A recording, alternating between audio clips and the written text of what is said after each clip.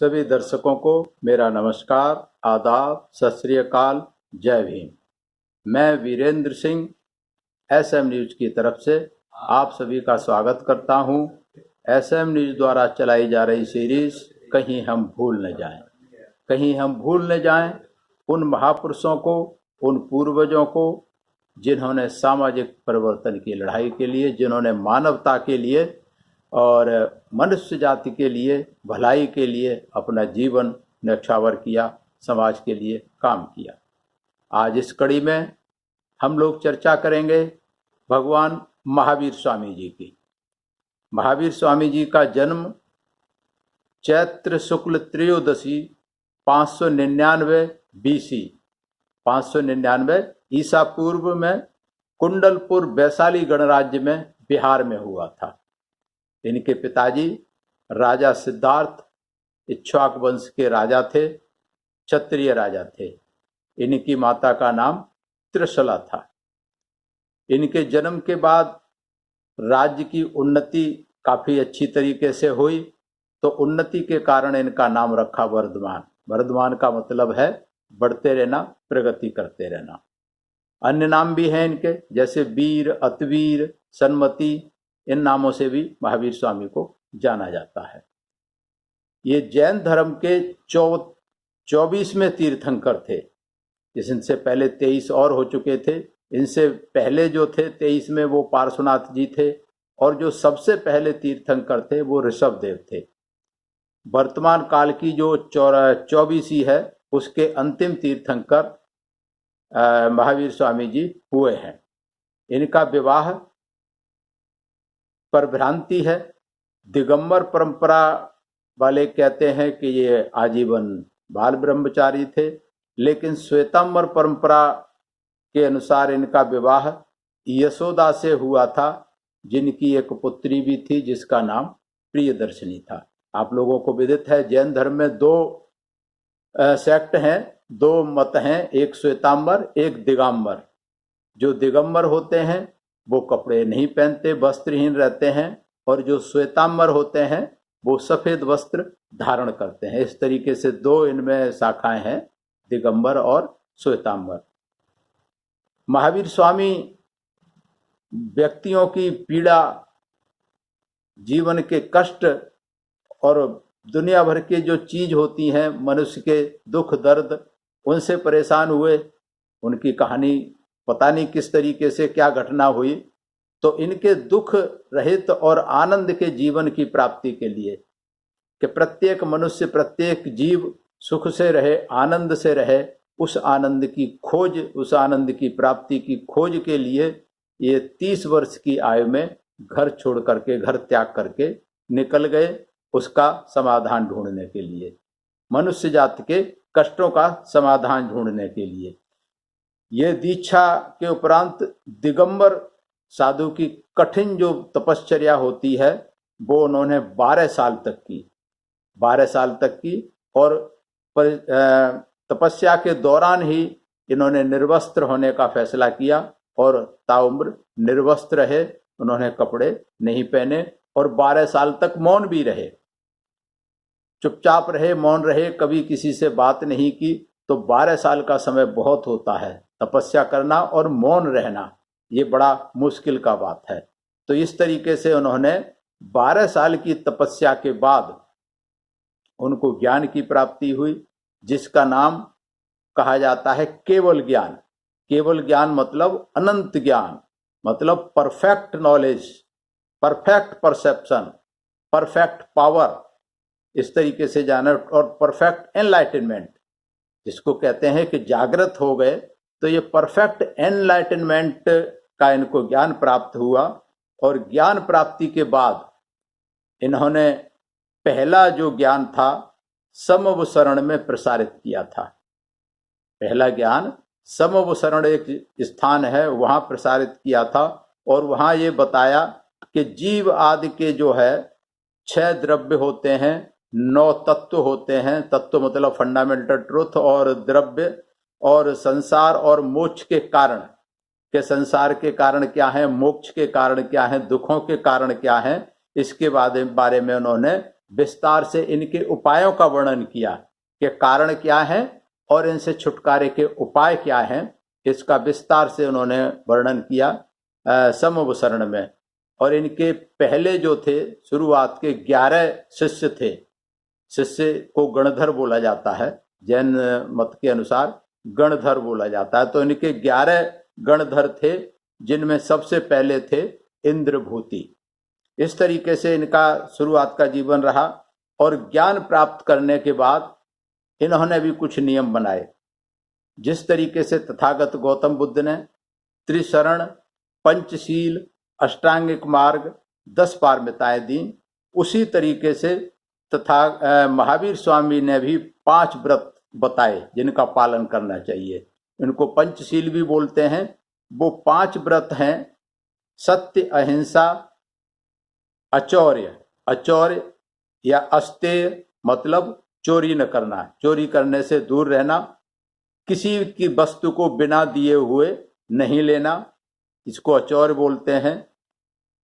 और अपरिग्रह, अपरिग्रह मतलब सांसारिक वस्तुओं का, भोग विलास की वस्तुओं का परिग्रह, त्याग, अपरिग्रह। और ब्रह्मचर्य, ब्रह्मचर्य को महावीर स्वामी ने बहुत महत्वता दी है। और ब्रह्मचर्य के बारे में कहा कि ब्रह्मचर्य उत्तम तपस्या, उत्तम नियम, उत्तम ज्ञान, उत्तम दर्शन, उत्तम चरित्र, उत्तम संयम और उत्तम विनय की जड़ है। तो ब्रह्मचर्य पर उन्होंने बहुत जोर दिया कि ब्रह्मचर्य सबसे ज्यादा महत्वपूर्ण है। इन्होंने 6 तत्वों के बारे में बताया। जो तत्व हैं वो हैं जो 6 तत्व हैं वो बहुत महत्वपूर्ण हैं। चलिए मैं बाद में बताऊंगा 6 तत्वों को। तो इस तरीके से इन्होंने 5 व्रत बताए, 10 धर्म बताए, 6 तत्व बताए, 6 द्रव्य और 9 तत्व। और इन्होंने जीवन में क्षमा के ऊपर बहुत इन्होंने जोर दिया। महावीर स्वामी ने जीवन में क्षमा को प्रधानता दी कि हमें हर प्राणी को क्षमा करना चाहिए, हमें क्षमा मांगनी चाहिए। तो उन्होंने कहा, मैं सब जीवों से क्षमा चाहता हूँ, जगत के सभी जीवों से मेरा मैत्री भाव है, मेरी किसी से मेरा कोई बैर नहीं है। तो क्षमा वाणी, आज भी एक क्षमा वाणी पर्व आता है जैन धर्म में, आपने देखा होगा साल में एक बार क्षमा वाणी पर्व बोलते हैं। तो सभी लोग जो है उस पर क्षमा मांगते हैं। किसी से कोई गलती हुई अखबार में निकालते हैं कि हमें क्षमा करना अगर हमसे कोई गलती हुई है। तो एक बहुत महत्वपूर्ण ये व्यक्ति का गुण है। अगर हम क्षमा मांगना सीख जाएं तो बहुत सारे हमारे जो मन में दुविधाएं होती हैं, किसी और के प्रति द्वेष की भावना होती है, बदले की भावना होती है, तो अगर हम क्षमाशील बन जाएं कि क्षमा मांग लें और दूसरे को क्षमा कर दें, अगर हम क्षमा करते हैं, क्षमा मांग लेते हैं, तो हमारे मन के द्वेष, हमारे मन की घृणा किसी के प्रति, हमारे मन का जो विकार है वो बाहर निकल जाते हैं। तो क्षमा बहुत महत्वपूर्ण है किसी के भी जीवन में। और महावीर स्वामी का जन्म जो था जब हुआ, उस समय हिंसा, पशु बलि, जात पात, भेदभाव बहुत चरम पर था। ये तथागत गौतम बुद्ध के समकालीन हुए थे, मेरे ख्याल से 30 या 35 साल बाद में हुए हैं, तो दोनों समकालीन हुए हैं। और जो व्यवस्था तथागत गौतम बुद्ध के समय में थी वही व्यवस्था इनके समय में थी। तथागत गौतम बुद्ध ने भी अपना पूरा जीवन समाज को, इन कुप्रथाओं को बंद करने में लगाया, तथा महावीर स्वामी जी ने भी पूरा जीवन इसी में लगाया। 30 वर्ष तक नंगे पांव पूरे भारत में उपदेश देते रहे। सभी उपदेश दिए कि जीवन में जो है दुखों से कैसे निवारण हो, कैसे मुक्ति मिले, कैसे हमें मोक्ष प्राप्त हो, क्योंकि मोक्ष प्राप्ति महावीर स्वामी का अंतिम लक्ष्य था। हर किसी को चाहते थे कि मोक्ष मिलना चाहिए। मोक्ष का मतलब है आवागमन से मुक्ति। ये जो सांसारिक कष्ट हैं ये आवागमन के कारण है, बार बार जन्म लेने के कारण है। तो मोक्ष जिसको मिल जाता है वो बार बार जन्म नहीं लेता, बार बार जन्म नहीं लेता। तो ये सांसारिक जो कष्ट हैं आत्मा उनसे दूर रहती है। इन्होंने आत्मा की बात की, आत्मा की बात की और कर्मों की बात की। महावीर स्वामी को जिन के नाम से जाना जाता है। जिन जिन मतलब जिन्होंने अच्छे काम किए, तो जिन के कारण इनका नाम था, तो उस कारण आज जो जैन धर्म है उसको जैन बोला गया, जो इनको जैसे जिन माना जाता था।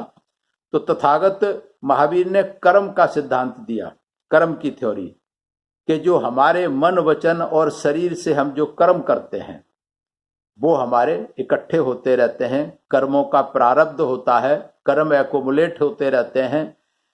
जब कर्म इकट्ठे होते रहते हैं तो हमारी आत्मा जो है सांसारिक सुखों में भटक जाती है। इसीलिए हमारे अंदर लोभ, लालच, क्रोध, घृणा, बुरे विचार, ये सब हमारे कर्मों की वजह से होते हैं। और कर्म एक जन्म से दूसरे जन्म तक चलते रहते हैं, जो प्रारब्ध बोलते हैं। तो कर्म और आत्मा की थ्योरी पे महावीर विश्वास करते थे कि अगर हमारे कर्म ठीक नहीं होंगे तो हमारी आत्मा परेशान रहेगी। तो कर्म संचय से छुटकारा कैसे किया जाए? जो कर्म इकट्ठे होते रहते हैं उसमें बुरे कर्म होते हैं, बुरे कर्मों का बुरा नतीजा होता है, बुरा फल होता है, आत्मा परेशान रहती है। तो बुरे कर्मों से, कर्म संचय से छुटकारा कैसे पाया जाए, इसके उन्होंने 3 रास्ते बताए। जैसे बुद्ध ने त्रिशरण, 3 शरण दी, ऐसे महावीर स्वामी ने भी 3 रास्ते बताए। पहला है सम्यक दर्शन, राइट फेथ, सम्यक दर्शन मतलब राइट फेथ। दूसरा है सम्यक ज्ञान, राइट नॉलेज। और तीसरा है सम्यक चरित्र, राइट कंडक्ट। तो सम्यक दर्शन की अगर हम बात करें तो जो ज्ञान है, ज्ञान पर हमें पूरा फेथ होना चाहिए। ज्ञान क्या है? ज्ञान के उन्होंने सम्यक ज्ञान के 2 हिस्से बताए, जिसमें 6 द्रव्य हैं, यूनिवर्सल सब्सटेंसेस। 6 द्रव्य हैं। कौन से हैं साहब? जीव मतलब लिविंग एनिमल, जिसे आत्मा भी बोलते हैं। दूसरा अजीव, नॉन लिविंग सब्सटेंसेस, जो निर्जीव चीजें हैं। तीसरा आश्रव, के cause of influx of Karma, के कर्मा के अंदर संचय होने का कारण। और बंध, कर्मा को बंधित करने का, कर्मा को बॉन्डेज ऑफ कर्मा, कर्मा को इकट्ठा करते रहना। और अगला बताया उन्होंने 5वां पुण्य, चौथा पुण्य बताया। और उसके बाद पाप और संवर, संवर मतलब stoppage of influx of Karma, के बुरे कर्म आए ना, इसको कैसे रोका जाए। तो ये 6 द्रव्य बताए और 9 तत्व बताए। सम्यक ज्ञान के अंदर क्या हमें जानना चाहिए? ये 6 द्रव्य के बारे में जानना चाहिए और 9 तत्वों के बारे में जानना चाहिए। तो 9 तत्व क्या हैं? सॉरी, ये उल्टा हो गया मेरे ख्याल से। ये जो अभी हमने बताए ये 9 तत्व थे। और 6 द्रव्य मैं बताता हूं आपको। जो 6 द्रव्य हैं वो हैं जीव मतलब सोल, आत्मा, पुद्गल मैटर जो सब्सटेंस होता है। और तीसरा है धर्म, धर्म का मतलब उन्होंने लिया मीडियम ऑफ मोशन, गति। और चौथा लिया अधर्म, अधर्म का मतलब ये पाप वाला धर्म नहीं, अधर का मतलब लिया मीडियम ऑफ रेस्ट, आराम की स्थिति। 5वां लिया आकाश, स्पेस। और 6वां समय या काल बोलते हैं उसको, काल या समय या टाइम। तो ये 6 द्रव्य और 9 तत्व अगर किसी को जानना है, सम्यक जानना है, सम्यक ज्ञान की जानकारी लेनी है, तो हमें 6 तत्व और 9 तत्व और 6 द्रव्यों का ज्ञान होना चाहिए, जिसको सम्यक ज्ञान बोलते हैं। और इस सम्यक ज्ञान पर हमें भरोसा होना चाहिए, फेथ होना चाहिए, जिसको सम्यक दर्शन का नाम दिया। इसके बाद सम्यक चरित्र, तीसरा जो पहलू है सम्यक चरित्र है, राइट कंडक्ट। सम्यक चरित्र में जो है अहिंसा हमें नहीं करनी, अहिंसा का पालन करना है, अपना सेल्फ शुद्धिकरण, अपना शुद्धिकरण करना है, करुणा, दया भाव, तपस्या, ध्यान, इन चीजों का हमने पालन करना है। तो इसको सम्यक चरित्र बोलते हैं।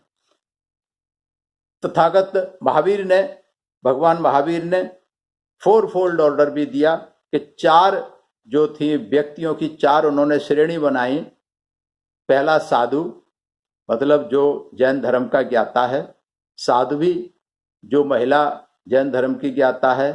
तीसरा श्रावक, श्रावक मतलब जो जिज्ञासु है, जो जानना चाहता है धर्म के बारे में, कंडक्ट के बारे में। और श्राविका, श्राविका मतलब महिला जो जानना चाहती। इस तरीके से 4 इन वर्गों को मिला करके जिसको जैन संघ बोलते हैं, जैन संघ की स्थापना की, जिसमें साधु, साध्वी, श्रावक और श्राविका 4 अंग जो है बताए। महावीर स्वामी के जो उपदेश थे बहुत दिनों तक तो कंठस्थ याद रहे, चलते रहे एक दूसरों में। तो जो कंठस्थ सूत्र थे उनको जैन अगम या अगम सूत्र के नाम से जाना जाता है। तथा महावीर के करीब 1000 साल बाद, महावीर साहब के मोक्ष के करीब 1000 साल के बाद ये जो कंठस्थ अगम सूत्र थे इनको ताड़पत्रों पर लिखा गया। तो जो ताड़पत्रों पर लिखा गया उन्हें श्वेतांबर जो पंथ है उन्होंने तो स्वीकार कर लिया, लेकिन जो दिगंबर शाखा है जैन धर्म की उन्होंने उसे स्वीकार नहीं किया और उन्होंने सतखंड अगम और कासाय पहुप को उन्होंने स्वीकार किया। 2 अलग ग्रंथ हैं उनके, उनको स्वीकार किया। भगवान महावीर ने अंधविश्वास, ऊंच नीच, भेदभाव और इनकी खंडन किया, इनके लिए संघर्ष किया। हमेशा जो है मूर्ति पूजा को नकारा उन्होंने। भगवान के अस्तित्व, उन्होंने कहा कि भगवान ने न तो दुनिया बनाई है, न भगवान दुनिया का पालन करता है, न भगवान जो 3 वो है कि भगवान ही रचयिता है, भगवान ही विनाशक है। उस थ्योरी को उन्होंने नकार दिया कि दुनिया भगवान ने नहीं बनाई। और उन्होंने मूर्ति पूजा को भी नकारा और जो समाज में हिंसा होती थी उस हिंसा को रोकने के लिए उन्होंने बहुत भारी अपना आंदोलन चलाया। अहिंसा जो तथागत गौतम बुद्ध ने भी कहा था, पाणातिपाता वीरमणि शिक्षापदम समादयामि, कि मैं अहिंसा करने से व्रत रहने की शिक्षा ग्रहण करता हूं। महावीर स्वामी ने भी नारा दिया कि अहिंसा परमो धर्म। अहिंसा को उन्होंने अपना परम धर्म कहा, सबसे ऊपर अहिंसा को स्थान दिया मानव जीवन में कि हमें किसी की भी हिंसा नहीं करनी चाहिए। और आपने देखा होगा जो श्वेतांबर हैं वो अपने मुंह पर भी पट्टी बांध के रखते हैं। जो उनके साधु और साध्वी हैं अपने मुंह पर पट्टी बांध के रखते हैं। पट्टी इसलिए बांधते हैं वो कि हवा में जो जीवाणु कीटाणु होते हैं वो भी उनमें मुंह में ना जा करके कहीं मर जाएं। और इनके साधु हमेशा नंगे पैर रहते हैं। नंगे पैर इसलिए रहते हैं कि उनके पैर अगर जूते चप्पल पहनेंगे तो पैर से आके कोई जीव ना मर जाए, इसलिए वो नंगे पैर रहते हैं। तो इस तरीके से महावीर स्वामी ने मानव जीवन के दुखों के निवारण के लिए अपना पूरा जीवन समर्पित कर दिया। और इनके जो अनुयायी थे बड़े बड़े राजा थे, जिसमें राजा बिंबिसार, नंद वंश के राजा और चंद्रगुप्त मौर्य, ये महावीर स्वामी के अनुयायी थे, इनके फॉलोअर थे। तो ये जो काम किए महावीर स्वामी ने, उस समय तथागत गौतम बुद्ध ने भी मानव के दुखों को निवारण के लिए काम किए, महावीर स्वामी ने भी दुखों के निवारण के लिए काम किए। लेकिन आज आप देखते हैं कि बौद्ध धर्म तो दुनिया के बहुत सारे देशों में माना जाता है, फैला हुआ है, लेकिन जैन धर्म भारत में और भारत में भी कुछ समुदाय में लिमिटेड हो गया। तो इसके क्या कारण रहे, ये हमें चिंतन मनन करना है। जहाँ तक मेरा जानकारी है, हमने जो पढ़ा है, सुना है, तो चूंकि तथागत गौतम बुद्ध ने मध्यम मार्ग दिया। मध्यम मार्ग मतलब किसी चीज की अति नहीं करनी, मध्यम मार्ग पे हमें रहना है।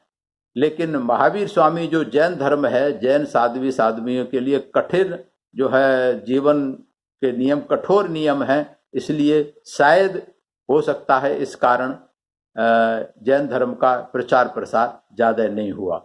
बाकी ये सब चिंतन मनन की चीजें हैं। महावीर स्वामी समाज की सेवा करते हुए, मानवता की सेवा करते हुए मानव के दुखों के निवारण के रास्ते बताते हुए, मोक्ष की प्राप्ति को बताते हुए उनका 527 बीसी में पावापुरी नालंदा बिहार में उनको मोक्ष की प्राप्ति हुई। उनको मोक्ष का मतलब उनका दुनिया से आवागमन समाप्त हो गया।